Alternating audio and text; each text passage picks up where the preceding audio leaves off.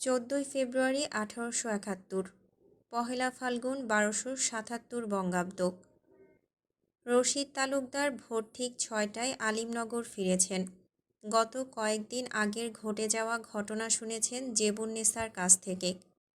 তার বংশ নির্বংশ হয়েছে, গ্রাম ব্রিটিশদের হাতে চলে গেছে। জেবুন্নেসা পাশে বসে এখনও অবিরত সব বলে যাচ্ছে।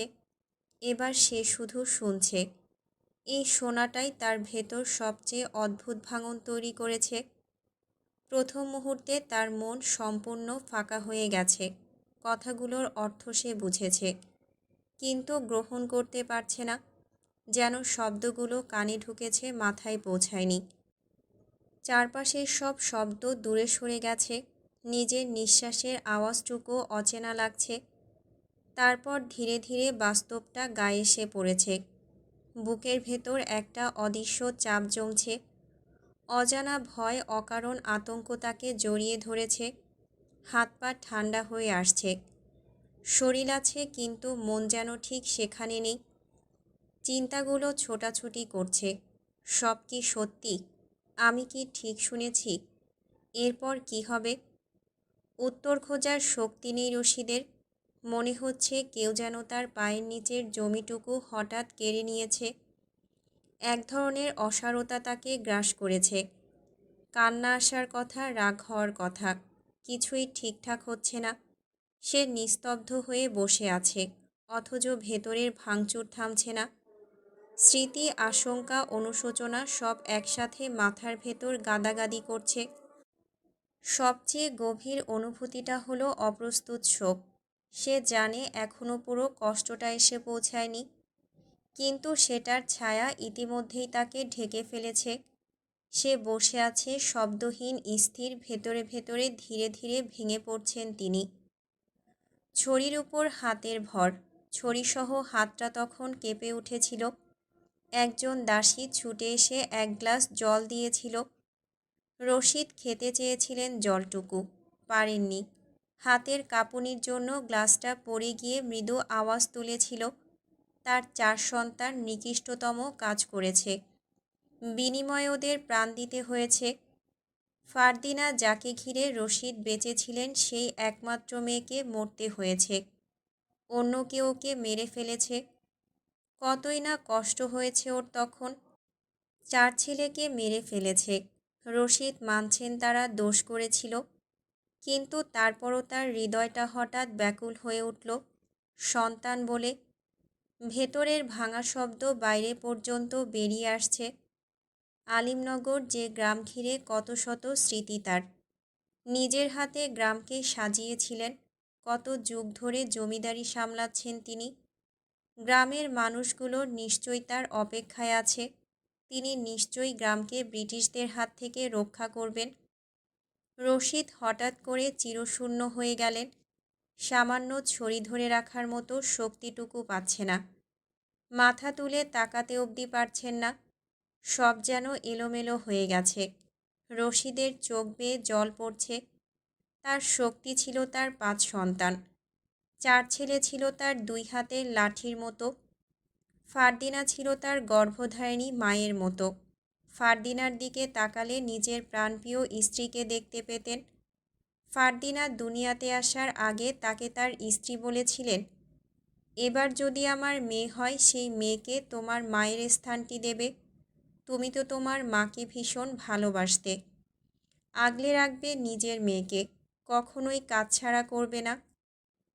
সেদিন তার প্রাণপ্রিয় স্ত্রী যেন আগেভাগেই মৃত্যুর ইঙ্গিত পেয়েছিলেন। দিনটির কথা মনে পড়লে তার বুকটা ছিঁড়ে যায়। নিজের স্ত্রীকে কথা দিয়ে কথা রাখতে পারেনি।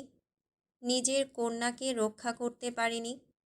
অন্যদের করা পাপের ফল ওর ভোগ করতে হয়েছে। রশিদের চোখের সামনে ফারদিনার ছোট্টবেলার একটা মুহূর্ত ভেসে উঠল। ঘাগরা পরে উঠোনের মাঝে দৌড়াদৌড়ি করছিল। বয়স তখন আনুমানিক 10 বছর। খেলার মাঝখানে সায়েমের সাথে ঝগড়া হয়েছিল। সায়েম ধাক্কা মেরে ফারদিনাকে মাটিতে ফেলে দিয়েছিল। ফারদিনা তীর্যক কণ্ঠে কান্না শুরু করেছিল। রশিদ এমন দৃশ্য দেখে ঘর থেকে ছুটে যান। ফারদিনা কান্না করতে করতে সাইমের নামে নালিশ করে। পড়ে গিয়ে হাঁটুতে আঘাত পেয়েছে, সামান্য কেটে গিয়েছিল। রশিদ ফারদিনাকে সামলাতে চাইল। ফারদিনার কান্না দেখে সেদিন রশিদ তালুকদারও কেঁদে ফেলেছিলেন। ফারদিনা রশিদের চোখের জল মুছে বলেছিল, আব্বা, আপনি কাঁদবেন না। আপনার কান্না দেখলে আমি আরও কাঁদব। যে আমাকে মেরেছে আপনি ওকে মেরে দিন। রশিদ ফারদিনার জন্য সেদিন সাইমকে বেশ পিটিয়েছিল। ফারদিনা সাইমের কান্না দেখে হেসে উঠেছিল। ওর হাসিতে রশিদও আনন্দ পেয়েছিলেন। চোখের সামনে থেকে দৃশ্যটা হাওয়ায় মিলিয়ে গেল। আজ ফারদিনা আঘাত পায়নি, বরং চিরদিনের জন্য হারিয়ে গেছে তার জীবন থেকে। রশিদের কষ্ট যেন বাঁধনহারা হয়ে গেল। চিৎকার দিয়ে কান্না করতে ইচ্ছে করছে তার। লোকজন চেয়ে থাকবে, অনুচর দাসীরা ভাববে সর্দার আজ পরিপূর্ণ একা হয়ে গেছে, দুর্বল হয়ে গেছে। ওনার আর দুনিয়াতে কেউ নেই, তিনি আর ওদের রক্ষা করতে পারবে না। অনুচর কজন বৈঠকখানায় বসে আছে, হাতে কোনো অস্ত্র নেই, লাঠি নেই, খঞ্জর নেই। ওদের মধ্যে আর দাম্ভিকতা নেই, সেই অহংকারটা আর নেই। সব যেন সুফিয়ান সেদিন ধুয়ে মুছে সাফ করে দিয়ে গেছে। অহংকার মাটির সাথে মিশে গেছে।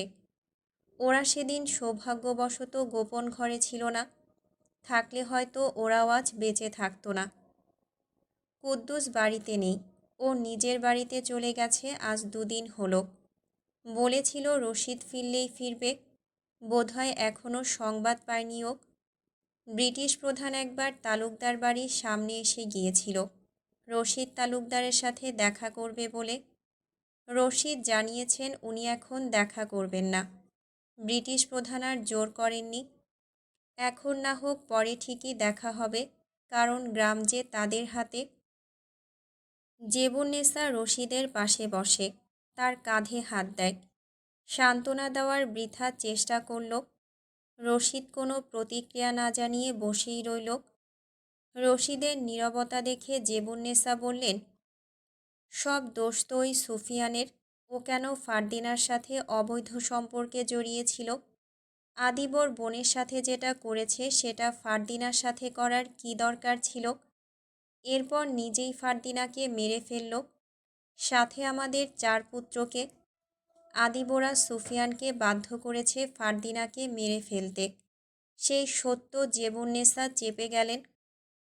রশিদের শান্ত মস্তিষ্ক ধীরে ধীরে অশান্ত হয়ে যাচ্ছে যেন। এতক্ষণ চুপচাপ বসেছিল, কষ্ট হচ্ছিল ঠিকই, কিন্তু রাগ হচ্ছিল না। হঠাৎ যেন এখন মেজাজ খারাপ হয়ে গেল।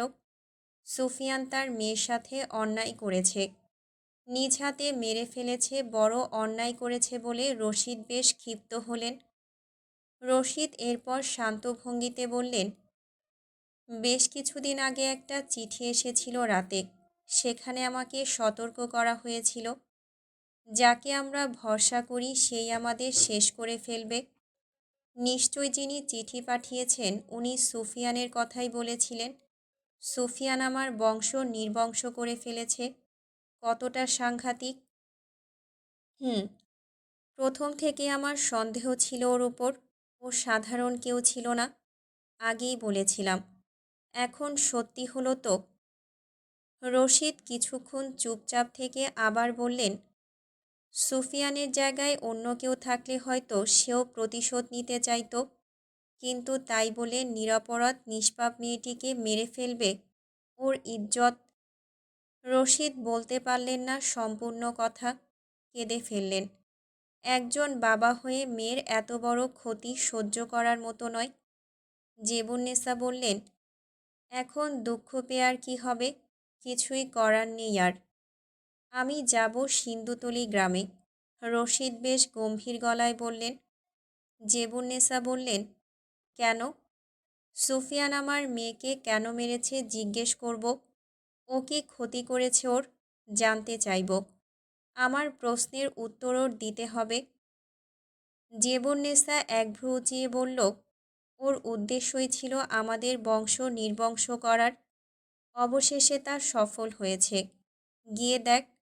ও এখন বেশ আনন্দে আছে, হয়তো উল্লাসে ব্যস্ত। রশিদ পুরোপুরি রেগে গেলেন। বসা থেকে অবশেষে উঠে দাঁড়ালেন। সাথে অনুচরগণও উঠে দাঁড়ালো। রশিদ ছড়ি ঠুকে ঠুকে পায়চারি করতে করতে বলল, ও ফারদিনাকে ভালো না বেশে ভালোবাসার অভিনয় করেছে, আমার মেয়েকে ব্যবহার করেছে, এরপর নিজ হাতে মেরেও ফেলেছে। বড্ড অন্যায় করেছে ও, এর শেষ দেখে ছাড়ব। তালুকদার বাড়ির পারিবারিক কবরস্থানের দিকে রশিদ গেলেন। সেদিন সুফিয়ান সবাইকে মেরে ফেলার পর কুদ্দুস কিছু গ্রামবাসীদের নিয়ে মৃত আদিবদের শেষ বিদায়ের ব্যবস্থা করেছিল, তাদের পারিবারিক কবরস্থানে দাফন করেছিল। রশিদ গেলেন কবরের সামনে, সবার কবর দেখলেন। তার আদরের 4 সন্তান শুয়ে আছে মাটির ঘরে, কষ্ট হচ্ছে। নিজের সন্তান যতই পাপী হোক, দিন শেষে মা বাবার কাছে তারা নিষ্পাপ। রশিদের কাছেও তেমনি তার 4 সন্তান নিষ্পাপ। ঠোঁটটা কেঁপে উঠল রশিদের, তরতর করে কাঁপছে। জেবুন্নেসা চোখের জল মুছে বললেন, এখান থেকে চল, যত ওদের কবর দেখবি ততই খারাপ লাগবে, কষ্ট বাড়বে। রশিদ বললেন, ওরা পাপ করেছে, আমাকে বললে আমি শাস্তি দিতাম, চিরকাল না হয় অন্ধকার বন্দিশালায় বন্দি করে রাখতাম। তবুও কেন অন্যের হাতে আমার সন্তানেরা প্রাণ হারালো? জেবুন্নেসা কবরস্থান থেকে রশিদকে ধরে বাড়ির ভেতরে নিয়ে আসেন, উঠোনের চেয়ারে বসালেন। রশিদ জল চাইলেন, গলাটা তার শুকিয়ে গেছে। জেবুন্নেসা একজন দাসীকে ডেকে জল চাইল। দাসী জল নিয়ে আসলে রশিদ ঢকঢক করে খেয়ে ফেললেন। এরপর শ্বাস ফেলে বললেন, আমি এক্ষুনি যাব সিন্ধুতলি, সুফিয়ানকে শুধু একটা প্রশ্ন করব, ব্যাস। এরপর আমিও ওর কাছে মাপ চেয়ে আসব। আমি আমি যাব ওর কাছে। রশিদ হঠাৎ করে নরম হয়ে গেলেন। কিছুক্ষণ আগের কর্ধছোঁয়ার কণ্ঠ নিমিষেই মিশিয়ে গেল, কিন্তু তার রাগ নরম হওয়ার বিষয়টি জেবুন্নেসার ভালো লাগল না। আপাতত সে আর কিছুই বলল না। আজ সিন্ধুতলির ভোরের প্রথম আলো ফোটার আগেই যেন গ্রামটা জেগে উঠেছে। এমন জাগরণ সাধারণ দিনের নয়।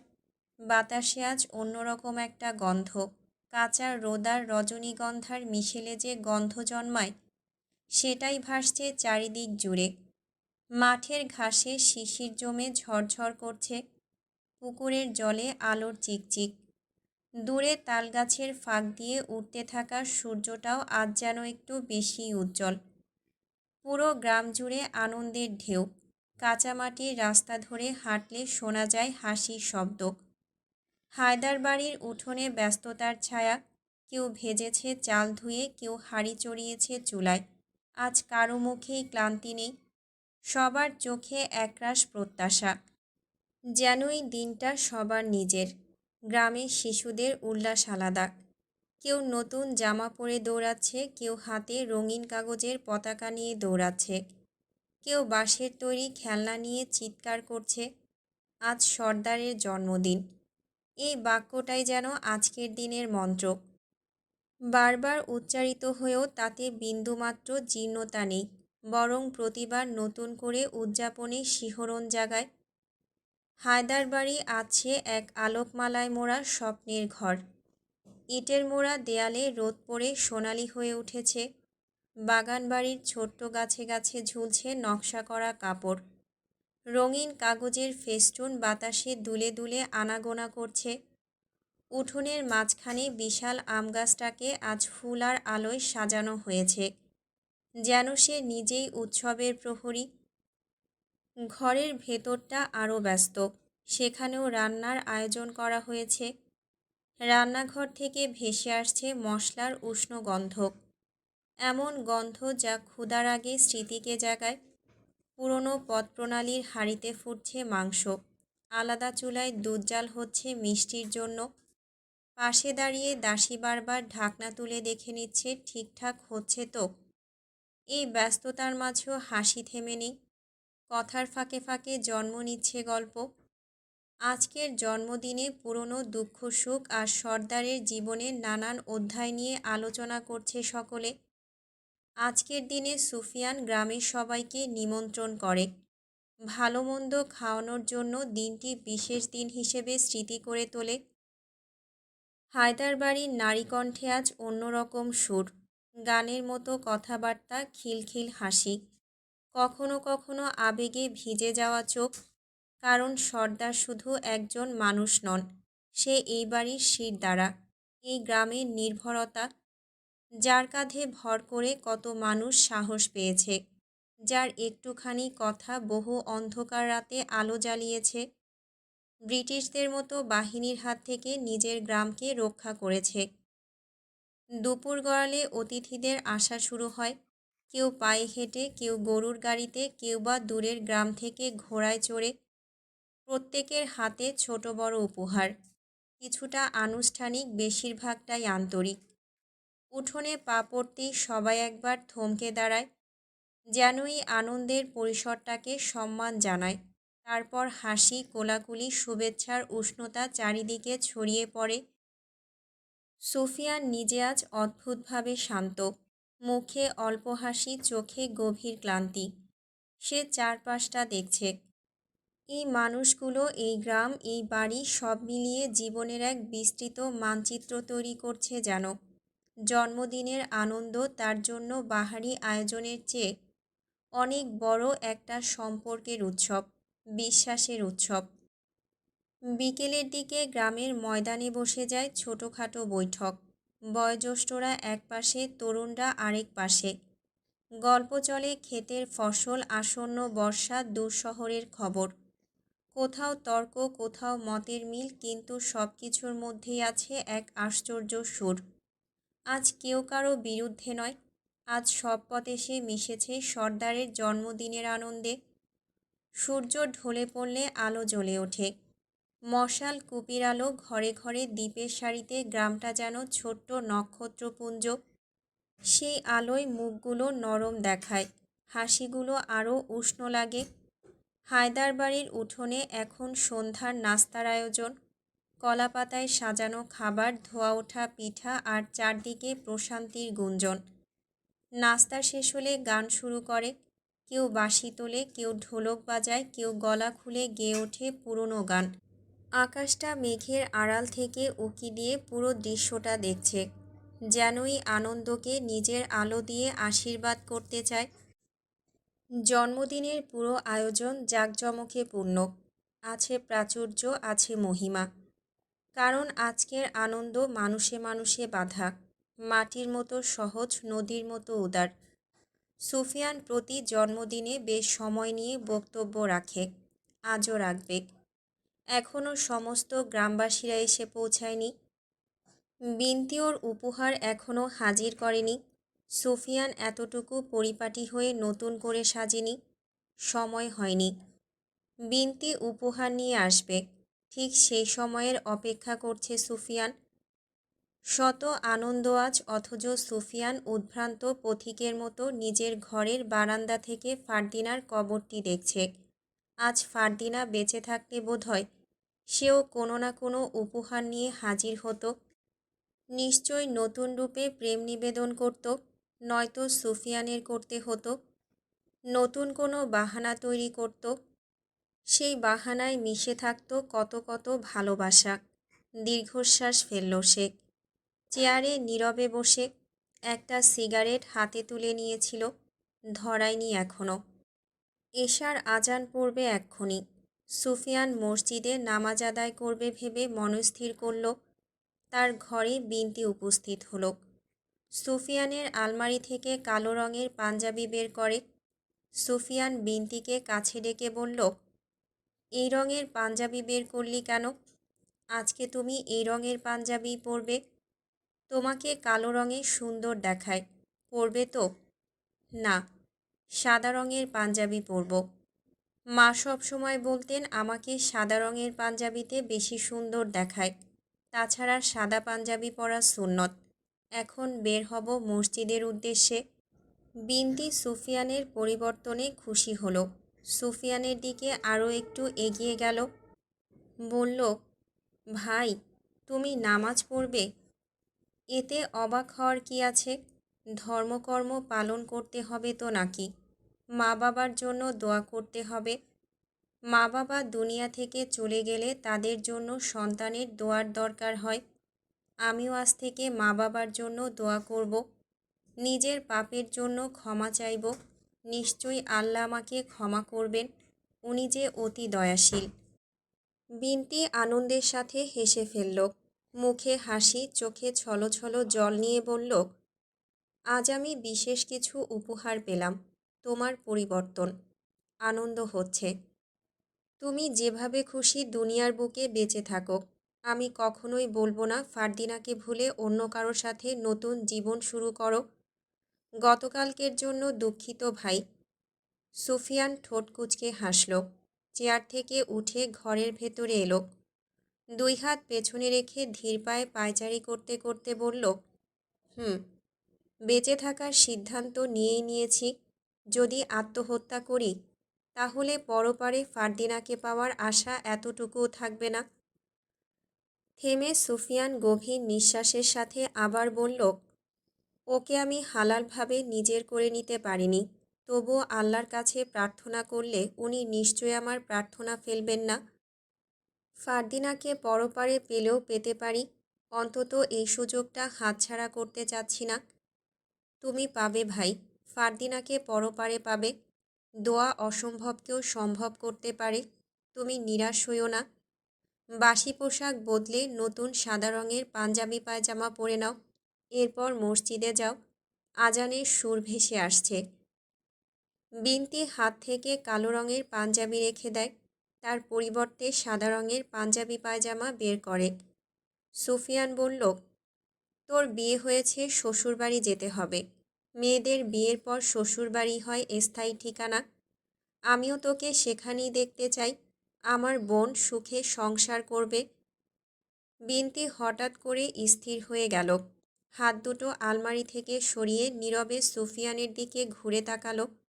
বলল, তুমি কি করে ভাবলে তোমাকে এই অবস্থায় আমি ফেলে রেখে যাব? তোমার খেয়াল কে রাখবে? তোমার যত্ন কে করবে? আমি তোমাকে এখানে ফেলে সুখে সংসার করব? ভাবলে কিভাবে? থেমে বিনতি সুফিয়ানের সামনে এসে দাঁড়ায়। যতদিন আমি বেঁচে আছি ততদিন তোমার কাছেই থাকব। বিয়ে তো আমি করতে চাইনি, তুমিই জোর করেছিলে। সুফিয়ান বোনের মুখের দিকে তাকিয়ে বলল, তোর জামাই আমাকে খারাপ ভাববে যে, বলবে বোনকে বিয়ে দিয়ে নিজের কাছেই রেখে দিয়েছি। তাৎক্ষণিক সুফিয়ানের পেছন থেকে জাবেদের কণ্ঠ ভেসে আসে, ছি ভাই, আপনি কিভাবে ভাবলেন? আপনাকে নিয়ে কখনো আমি অভিযোগ করব? জাবেদ চৌধুরী। বিনতিকে একবার এক মেলায় দেখে পছন্দ করেছিল। হায়দার বংশের মেয়ে বলে সরাসরি প্রেম নিবেদন করতে সাহস করেনি। কিন্তু তার ভালোবাসা চরম পর্যায়ে পৌঁছে গেলে সুফিয়ানের কাছে বিয়ের প্রস্তাব নিয়ে আসে। সুফিয়ান তখন জাবেদকে প্রত্যাখ্যান করে। এর পেছনে একটা কারণ ছিল। জাবেদকে দেখে সুফিয়ানের পছন্দ হয়েছিল। তার ভাবসাব ছিল সাহেবের মতো, কখনো দেখাতো একজন যোদ্ধার মতো। সুফিয়ান খাসলোক লাগিয়েছিল জাবেদের পেছনে। তার আচার আচরণ, চরিত্র এবং বংশের অন্যরা কেমন সব কিছু সম্পর্কে সঠিক তথ্য সংগ্রহ করার জন্য। যখন তার বোনের জন্য উপযুক্ত পাত্র হিসেবে যোগ্য মনে হলো, তখন সুফিয়ান নিজেই বিয়ের প্রস্তাব নিয়ে যায়। জাবেদ এসে সুফিয়ানের সাথে হাতে হাত মেলায়। সুফিয়ান বলল, তুমি কখন এলে? মাত্রই এসেছি। তোমাকে খুঁজতে খুঁজতে উপরে চলে আসলাম। তোমার বউকে আমি আটকে রেখেছি। তুমি চাইলে শিগগিরই নিয়ে যেতে পারো। আমি আমাকে সামলে থাকতে পারবো। আমার খেয়াল আমি নিজেই রাখতে পারবো। জাবেদ বলল, না ভাই, আপনার এই অবস্থায় আপনাকে একা করে ওকে দূরে নেব না। দরকার হয় আমিও এখানে এসে কিছুদিন পর পর থেকে যাব। বিনতি আপনাকে অনেক ভালোবাসে। বিয়ের দিন নিয়ে গিয়েছিলাম তো, সেদিন সারা রাত আমাকে ঘুমাতে দেয়নি। শুধু আপনার জন্য কান্নাকাটি করেছে, বাচ্চাদের মতন। শুনে সুফিয়ান হেসে উঠল। সেই সাথে জাবেদ বিনতিও হাসল। সুফিয়ান বলল, তোমরা কথা বলো, আমি আসছি। বলেই সুফিয়ান পাঞ্জাবি পায়জামা নিয়ে আলাদা ঘরে চলে গেল। পরনের পোশাক বদলে নতুন পাঞ্জাবি পরে মসজিদের উদ্দেশ্যে রওনা হয়। বিনতি সুফিয়ানের ঘর ছেড়ে যেতেই জাবেদ টেনে নিজের দিকে নিল ওকে। বিনতি শাড়ির আঁচলটা মাথায় তুলে দিয়ে বলল, ভাইয়ের আদরের বোন, ভাইকে ছাড়া থাকতেই পারবে না, তা আমি তোমাকে ছাড়া কিভাবে থাকবো শুনি? বিনতি লজ্জায় লাল হয়ে বলল, তুমিও এখানে এসে থাকো, আমি তুমি ভাই, দরকার হয় তোমার আম্মু আব্বুকেও এখানে নিয়ে আসো, আমরা সবাই মিলে একসাথে থাকবো। তারপরেও তুমি আমার সাথে যাবে না, তাই তো? বিনতি কিছু ভেবে বলল, তাহলে সাথে করে ভাইকেও নিয়ে যাব। জাবেদ কপাল ভাঁজ করে বলল, আমি তো তোমাকে নিয়ে দেশের বাইরে চলে যেতে চাই, কারণ আমার ব্যবসা সেখানে। তাহলে আমি সেখানেও ভাইকে নিয়ে যাব। জাবেদ এবার দুই কোমরে হাত দিয়ে হাঁপ ছেড়ে বলল, তোমার কোথাও যেতে হবে না, শুধু আজকের রাতটা অন্তত আমাকে দিও। বিনতি লম্বা সুরে বলল, আজকের রাত? এমনভাবে বললে যেন সারা জীবন চেয়েছি। একটা রাত অনেক সময়, আমি এত সময় তোমার সাথে থাকলে ভাইয়ের খোঁজ তো নিতে পারবো না, ভাই যদি কিছু করে বসে। জাবেদ যেন ক্লান্ত হয়ে গেল ভাইয়ের কথা শুনতে শুনতে। ঢং করে দরজার দিকে দেখিয়ে বলল, ওদিকে দরজা, যান, আপনি আপনার কাজ করুন। বিনতি চাপা স্বরে হেসে ধন্যবাদ বলে চলে যায়। জাবেদ উপর দিকে চেয়ে একা একা বলল, আল্লাহ, এই ভাই বোনের চক্কর থেকে আমাকে রক্ষা করিও। জাবেদের কথাগুলো বিনতি আড়াল থেকে শুনছিল। এরপর আওয়াজ করে হেসে চলে যায় রান্নাঘরে। সুফিয়ান ঘরের বাইরে এসে রাঙার সাথে কিছুক্ষণ সময় কাটালো। চারদিকে অতিথি, তাদের নজর এড়িয়ে সে রাঙাকে রেখে মসজিদের উদ্দেশ্যে হাঁটে। মাথায় সাদা রঙের রুমাল বাঁধা। তাকে দূর থেকে সোলেমান দেখছিল। ও বসে বসে পিঠা খাচ্ছিল। হায়দার বাড়ির উত্তরে মসজিদ। সুফিয়ান সেদিকে হাঁটে। যেতে যেতে পথে দেখা মেলে হেলেনার। হেলেনা সুফিয়ানকে দাঁড় করিয়ে দেয়। সুফিয়ান প্রথমে দাঁড়াতে চাইল না। হেলেনা জোর করল। সুফিয়ান বাধ্য হয়ে দাঁড়ায়। বলল, দাঁড় করালে কেন? আমি আপনার সম্বন্ধে সব কিছু জানি। আপনি আলিমনগরের একটা মেয়েকে ভালোবাসতেন, তাকে নিজ হাতে মেরে ফেলেছেন, সব কিছু জানি। আপনি কি জানেন, আপনার জন্য আমিও আলিমনগর ছিলাম, ছদ্মবেশে দূর থেকে দেখতাম। এতটুকু বলে থেমে হেলেনা আবার বলল, আপনি কি সে একচোখা ব্যক্তিকে চেনেন যে আদিবদের হয়ে কাজ করত? নিশ্চয়ই চেনেন। উনি কিন্তু আমার খাস লোক ছিলেন, যিনি আমার অনুপস্থিতিতে আপনার উপর নজর রাখতেন, এক কথায় আপনার খেয়াল রাখতেন। কেননা আদিবরা আপনাকে অনেকবার কুসংস্কার মেনে বাঘের খাদ্য বানাতে চেয়েছিল, কিন্তু পারেনি। শুধুমাত্রই একচোখা ব্যক্তির জন্য। উনি আপনার নামে মিথ্যে কথা বলতো ওদের কাছে। আপনার সমস্যা আছে, আপনি নিখুঁত নন, আপনি একমাত্র ছেলে নন, ইত্যাদি। সুফিয়ান কিছুটা অবাক হলো। এরপর বলল, কিন্তু এসব এখন বলে কি হবে? এখন আর এসব বলতে চাই না, আর তুমিও আমাকে ভুলে যাও। বলেই সুফিয়ান যেতেই ফের দাঁড়িয়ে বলল, তোমার বাবা তাহলে ওই দিন মিথ্যা কেন বলেছেন যে তুমি তোমার ফুপুর বাড়ি ছিলে? বাবা চান না আপনি সত্যটা জানুন, যে আমি আপনাকে ভালোবাসি। এখন তো আপনি সত্যটা জেনেই গেলেন। কিন্তু আপনি হয়তো ভাবছেন আমি হয়তো আপনার ভালোবাসা ভিক্ষা চাইতে এসেছি। আসলে তা নয়। আমি জানতে চাই সে একচোখা ব্যক্তি কোথায়। আপনি কি ওনাকে মেরে ফেলেছেন? সুফিয়ান আশ্চর্য হলো। মানে, আমি কেন ওনাকে মারব? আর সে কোথায় আমি জানব কি করে? আপনি শেষ যেদিন ওনাকে দেখেছেন তারপর থেকে আর ওনার খোঁজ পাইনি। খোঁজ নিয়ে জানতে পারি আদিবরাও সেদিন অপেক্ষায় ছিল ওনার, কিন্তু উনি আর তাদের কাছে ফেরেননি। সুফিয়ান চিন্তিত ভঙ্গিতে বলল, আমি এসব সম্পর্কে কিছুই জানি না, কিন্তু কোথায় যাবেন উনি? বিষয়টি আশ্চর্যজনক বলেই থেমে গেল সুফিয়ান। হেলেনা জানে সুফিয়ান কোনো বিষয় নিয়ে মিথ্যা বলবে না। সে এদিক ওদিক তাকিয়ে হঠাৎ প্রসঙ্গ পাল্টে সুফিয়ানকে জন্মদিনের শুভেচ্ছা জানিয়ে চলে যায়। সুফিয়ান আর কিছু বলল না, শুধু ভাবল একচোখা ব্যক্তি কোথায়। মসজিদের সামনে পুকুর। সুফিয়ান পুকুর থেকে অজু সেরে মসজিদের ভেতরে প্রবেশ করে নামাজে দাঁড়িয়ে পড়ল। চোখের জল মিশিয়ে বেশ কিছুক্ষণ ধরে নামাজ শেষ করে। শেষ মোনাজাতে এসে সমস্ত পাপের অনুশোচনায় কেঁদে উঠল। মন ভাসিয়ে আল্লাহর নিকট কাঁদল। মন থেকে ক্ষমা চাইল। ফারদিনার হয়ে ক্ষমা চাইল। নিজের মা বাবার জন্য দোয়া করল। মৌলবি এসে সুফিয়ানের পাশে বসলেন। সুফিয়ান মোনাজাত শেষ করল। মৌলবি বললেন, তোমার আজকের পরিবর্তন বেশ ভালো লেগেছে। অতীত ভুলে নতুন একটা জীবন শুধুমাত্র আল্লাহকে ঘিরে শুরু করো।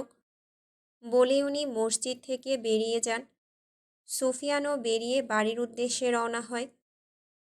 রাত বাড়ছে। সমস্ত অতিথিবৃন্দ এসে উপস্থিত হয়েছে। সুফিয়ান ফারদিনার কবরের দিকে গেল। একই সঙ্গে সবার কবর জিয়ারত করল। জিয়ারত শেষে একাকী বলল, আমার না হওয়া প্রেয়সী, তোমাকে ভালোবেসেই বাকি জীবন কাটিয়ে দেব। তুমিহীনা বেঁচে থাকতে আমার কষ্ট হবে সত্যি, ভীষণ যন্ত্রণা সহ্য করতে হবে আমার।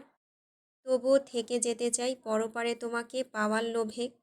জানো, আজকের দিনটা আমার জন্য বিশেষ একটা দিন। কখনো ভাবিনি তোমাকে পাওয়ার জন্য নতুন একটা রাস্তা পাব। আত্মহত্যা করব ভেবে নিশ্চিত ছিলাম। সেই ভাবনা থেকে আল্লাহ সুচিন্তা জড়িত করলেন। এখন মনে হচ্ছে আমি হয়তো তোমাকে পাব, একালে আর না, পরকালে। পরকালে কোনো এক শিমুল গাছের তলায় বসে মুগ্ধকর বাঁশি বাজাবো তোমার উদ্দেশ্যে। আর সেই বাঁশির সুরে তুমি ছুটে আসবে। বাঁশিওয়ালা বাঁশিওয়ালা বলে সারাদিন আমাকে বিরক্ত করবে। ভাবতেই কেমন এক আনন্দ অনুভূতি হচ্ছে। আরও ভেবে আনন্দ হচ্ছে, পরকালে আর কেউ আমার থেকে তোমাকে দূরে সরাতে পারবে না। বিচ্ছেদ হবে না আমাদের। জানো, আজ আল্লাহর কাছে প্রার্থনায় কী চেয়েছি? পরপারে যদি আমার জীবনসঙ্গী হিসেবে তোমাকে আমার করে দেন, তবে যেন সঙ্গী হিসেবে একমাত্র তোমাকেই দেন। তোমার মতো অন্য কাউকে যেন আমাকে না দেন। দরকার হয় তখনও একাকী কাটাবো। তবুও তোমার জায়গায় অন্য কাউকে চাই না, চাইব না। সুফিয়ান থেমে চোখের জল মুছল। আবার বলল, পরকালে সেই দিনটি না আসা পর্যন্ত তোমার জন্য অপেক্ষা করতে হবে। যতদিন বেঁচে আছি ততদিন। মৃত্যুর পর যতদিন হাসর না আসে ততদিন পর্যন্ত শুধুই অপেক্ষা। সুফিয়ান ভাই। বদরুর কণ্ঠ। সুফিয়ান ঘুরে তাকালো। বদরু বলল, চলুন, সবাই আপনার জন্য অপেক্ষা করছে। সুফিয়ান চোখ মুছে ফারদিনার কবরটির দিকে তাকিয়ে চলে গেল বদরুর সাথে। উঠোনে সবাই গোলাকার হয়ে বসে আছে। চারদিক মশাল লণ্ঠনের আলোয় বেশ আলোকিত। বিনতি সুফিয়ানের হাত ধরে সবার মাঝে নিল। জাবেদ কিছুটা দূরে দাঁড়িয়ে দুই ভাই বোনের দিকে তাকিয়ে আছে। সুফিয়ান মৃদু আলোয় চারপাশ দেখে বলল, খুব সুন্দর সাজিয়েছিস। তুই আমাকে বিশেষ কিছু উপহার দিবি বলেছিলি, কই সেই বিশেষ উপহার? বিনতি বলল, আন্দাজ করো তো। সুফিয়ান ভেবে বলল, বাঁশি। বিনতি নাসূচক মাথা নেড়ে বলল, হয়নি। আজকে সেই বিশেষ উপহারটি তুমি পেলে হয়তো অর্ধেক কষ্টই তোমার দূর হয়ে যাবে। তাহলে অপেক্ষা কিসের? দিয়ে দে। না, প্রতি জন্মদিনে তুমি কিছু বক্তব্য রাখো, আজ রাখবে না? সুফিয়ান লম্বা শ্বাস ফেলে বলল, আজ আর নতুন করে গ্রামের ভালো মন্দ সম্পর্কে বলবো না। আজ আমি কিছু সত্য বলবো, যে সত্য আজ পর্যন্ত কেউ জানে না। আজকের দিনে সেই সত্য সবাইকে জানাতে চাই। বিনতি বিস্ময়ে হতবাক হয়ে তাকালো সুফিয়ানের দিকে। কোন সত্যের কথা বলছে সুফিয়ান, তাও আজকের দিনে? বিনতি সুফিয়ানের চোখের দিকে হঠাৎ জমা আতঙ্ক নিয়ে বলল, কি সেই সত্য? সুফিয়ান কাশি দিয়ে বলল, বলছি, তার আগে আমাকে একটু জল খাওয়াতো, খুব জল তেষ্টা পেয়েছে। বিনতি ঘর থেকে জল নিয়ে আসে। সুফিয়ান বিনতির হাত থেকে জলের গ্লাসটা নিতেই ঢাম করে একটা শব্দ এসে গ্লাসে একটা গুলি লাগলো। গ্লাসটা ভেঙে চৌচির হয়ে যায়। সুফিয়ান গুলি কোথা থেকে আসলো দেখতে ঘুরে তাকাতেই দ্বিতীয় আরও একটা গুলি এসে ঠিক তার বুকের বাপাশে বিদ্ধ হয়। সুফিয়ান কিছু বুঝে ওঠার আগেই আরও একটা গুলি এসে বুকের মাঝ বরাবর বিদ্ধ হলো তার। সে তাৎক্ষণিক মাটিতে লুটিয়ে পড়ল। বিনতি বুক চিরে চিৎকার দিয়ে উঠে সুফিয়ানকে ধরার চেষ্টা করল। জাবেদ দৌড়ে আসলো। সুফিয়ানের মুখ থেকে রক্ত গড়গড় করে বেরোতে শুরু করল। বিনতি ওর কোলের উপর সুফিয়ানের মাথাটা নিল। সুফিয়ান ঘুরে দেখতে চাইল তার দিকে গুলিকে ছুড়ল। গ্রামবাসীদের ছোটাছুটির জন্য পরিষ্কার কাউকে দেখা গেল না। তার চোখের সামনে সব কিছু ঝাপসা হতে শুরু করল। তখন তার সামনে উপস্থিত হয় রশিদ তালুকদার, হাতে রাইফেল নিয়ে, সাথে জেবুন্নেসা। রশিদ রাইফেল মাটিতে ঠুকে বললেন, আমার বংশ নির্বংশ করে তুই এখানে বসে উল্লাস করছিস? আমার মেয়ের সাথে প্রেমের মিথ্যা নাটক করে তুই আনন্দ করছিস? বাহ, তোর মতন পাপী এই দুনিয়াতে থাকার যোগ্য না। সুফিয়ান ধীরে ধীরে নেতিয়ে গেল, তবুও অস্পষ্ট কণ্ঠে বিড়বিড় করে বলল, আমাকে গুলিবিদ্ধ করে মেরে ফেলার দরকার ছিল না। অনেক আগেই আমি মরে গিয়েছিলাম। আমার ভেতরের কষ্টটা আপনি দেখলে আর মারতেন না আমাকে। বজ্ররা ছুটে এসে সুফিয়ানের চারপাশে বসে, ভাই ভাই বলে চেঁচাতে থাকে।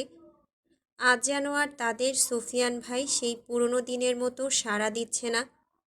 বিনতি সুফিয়ানের গালে স্পর্শ করে চেঁচিয়ে চেঁচিয়ে কাপা গলায় বলছে, ভাই, এই ভাই, চোখ মেলে তাকাও। ভাই, কিছু বলো ভাই।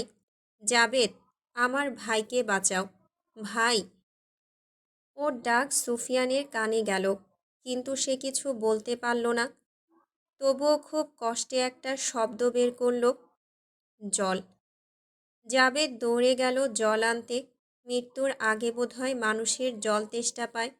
আজ সুফিয়ানের ভীষণ জল তেষ্টা পেয়েছে। ইচ্ছে করছে সারা দুনিয়ার জলটুকু খেয়ে ফেলতে। বিনতির বুকের ভেতরটা মুহূর্তেই ফেটে গেল। সুফিয়ান তার কোলে ঢলে পড়তেই সে যেন বোবা হয়ে গেল কয়েক সেকেন্ডের জন্য।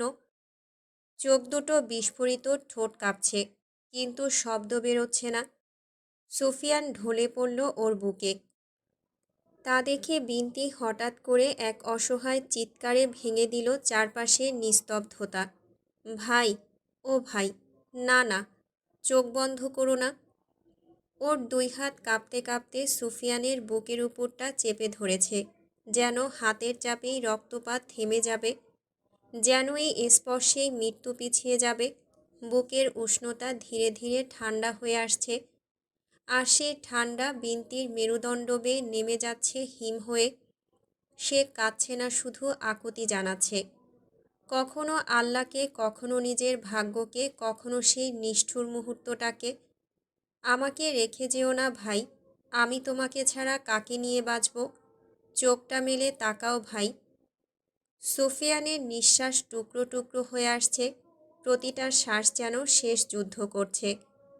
বিনতি তার কপাল ধরে ঠোঁট ছুঁয়ে দিচ্ছে, গাল বেয়ে নামা অশ্রু ভাইয়ের মুখে পড়ে যাচ্ছে।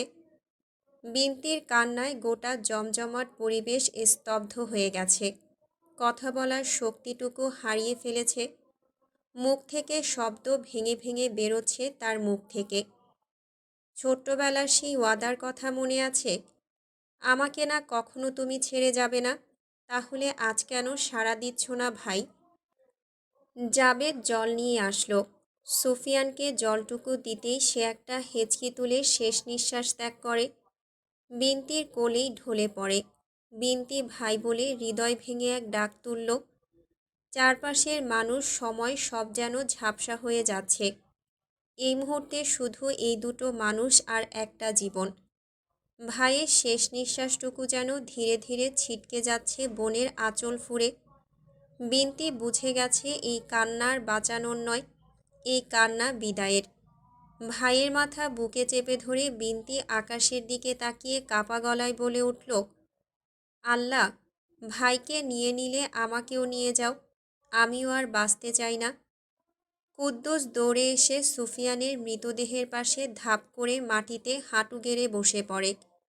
বিনতি রশিদের দিকে তাকিয়ে বলল, আপনি আমার ভাইকে মারলেন কেন? আমার ভাই ফারদিনার সাথে বেইমানি করেনি। আপনার ছেলেরা বাধ্য করেছিল আপনার মেয়েকে নিজ হাতে মেরে ফেলতে। আমার ভাই তো সেদিনই মরে গিয়েছিল, যেদিন ফারদিনাকে নিজ হাতে মেরে ফেলেছে। কথাগুলো বলেছে স্রোতের মতো বয়ে যাওয়া চোখের জলের সাথে। কুদ্দুসও কান্না করতে করতে রশিদের দিকে চেয়ে বলল, আমি আজ আপনাদের বাড়িতে ফিরেই জানতে পেরেছি আপনি সুফিয়ান ভাইকে হত্যা করার জন্য এসেছেন। আমি তখনই সিন্ধুতলি গ্রামের উদ্দেশ্যে রওনা হই, কিন্তু কপাল আমার, আমি পারিনি আপনাকে সত্যটা জানাতে, পারিনি সুফিয়ান ভাইকে বাঁচাতে। জেবুন্নেসা রশিদের পাশ থেকে ধীরে ধীরে সরে যায়। তার উদ্দেশ্য হাসিল হয়েছে। সে চেয়েছিল সুফিয়ানকে যাতে রশিদ নিজের হাতে মেরে ফেলে, কারণ সুফিয়ান জানে উনি ওনার স্বামীকে নিজ হাতে মেরে ফেলেছে। কিভাবে সুফিয়ান জেনেছে তা আজও অজানা। রশিদ ধীরে ধীরে নিজের বলশক্তি ছেড়ে লুটিয়ে বসে পড়ে মাটিতে। নিজের সন্তানের অনাকাঙ্ক্ষিত মৃত্যুর প্রতিশোধ নিতে নিজের বন্ধুর ছেলেকে নিজ হাতে মেরে ফেলেছে। উনি কাঁদলেন, তবে এই কান্নায় যেন আর সুফিয়ান ফিরে আসবে না। সোলেমান অশ্রুসিক্ত নয়নে বলছে, সুফিয়ান ভাই, কে আমাদের সঠিক পথ দেখাবে? কে আমাদের দুঃসময়ে পাশে থাকবে? কে আমাদের সাথে খেতে কাজ করবে ভাই?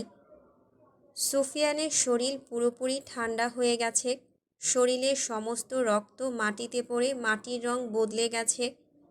রাঙা অশ্বশালায় বসে পা নাচিয়ে নাচিয়ে হেস্যাধ্বনি তুলছে। বাঁধা দড়ি থেকে ছুটে আসতে চাইছে, পারছে না। ওর চোখ বেয়েও জল পড়ছে।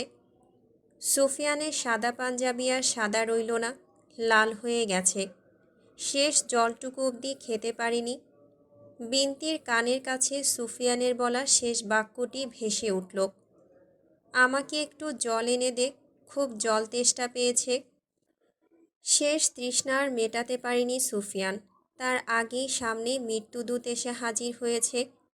তার শেষ ইচ্ছা যেন পূর্ণ হয়েছে। খুব করে চেয়েছিল নিজের মৃত্যু। নিজের বোনকে আকুতির সাথে বলেছিল এমন উপায় বের করে দে যাতে আমি দ্রুত দুনিয়া থেকে বিদায় নিতে পারি। আজ তার শেষ ইচ্ছা পূরণ হয়েছে। চলে গেছে না ফেরার দেশে। দুঃখ কষ্ট দুনিয়ার বুকে ফেলে গেছে। আর কেউ বিনতিকে বোন বলে ডাকবে না, সোলেমান ওদের ডাকবে না, কাজের নির্দেশ দেবে না, সঠিক পথ দেখাবে না। গ্রামবাসীরা পুনরায় এসে ভিড় জমিয়েছে। তাদের সর্দার দুনিয়ার মায়া ত্যাগ করেছে। সুফিয়ানের নিথর দেহটা দেখে তারাও কাঁদছে। তাদের গ্রামের নক্ষত্র হারিয়ে গেছে। ভরসার সাহস দেওয়ার মতো আর কেউ বেঁচে রইল না, কেউ না। একটা ভুল, একটা অন্যায় কেড়ে নিতে পারে একাধিক জীবন, শেষ করে দিতে পারে সুখের সংসার, শেষ করে দেয় মায়ার বাঁধন।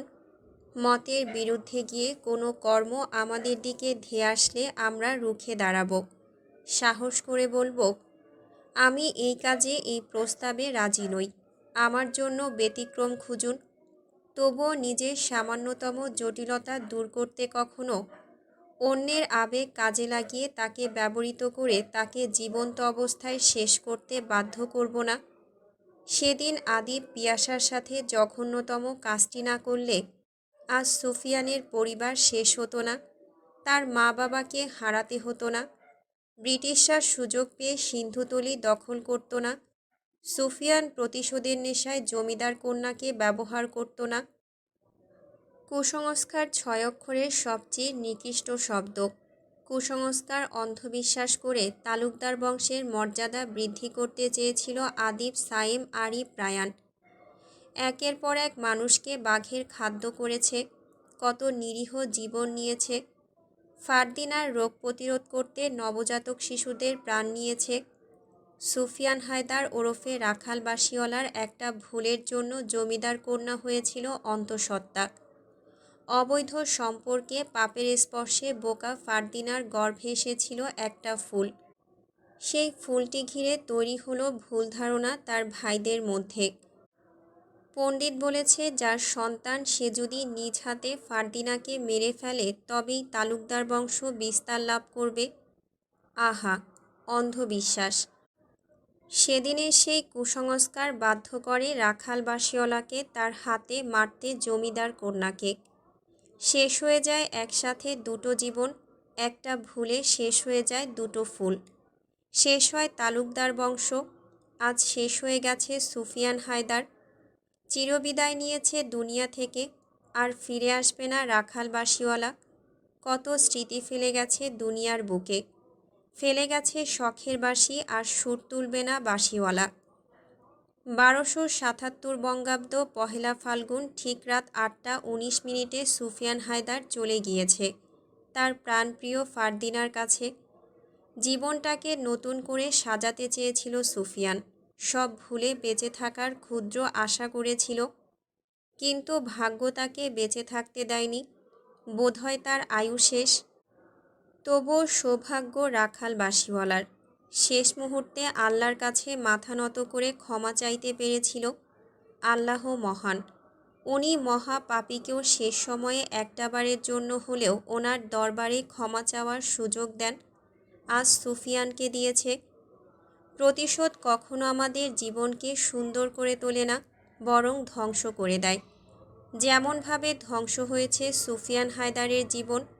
মানুষটা জীবনে কিছুই পেল না, না পেল বাবা মায়ের দীর্ঘ আদর স্নেহ, না পেল নিজের ভালোবাসার মানুষটিকে আপন করে নিতে। বিনতি বুকের মাঝে ভাইকে জড়িয়ে ধরে রেখেছে। সুফিয়ানের মুখে রক্ত অবধি শুকাতে শুরু করেছে। ফিরবে না আর ওর ভাই, ভাবতেই কষ্ট হলো ওর। শুধু একবার বলল, একটা ভুল সিদ্ধান্ত সব কিছু শেষ করে দিয়েছে।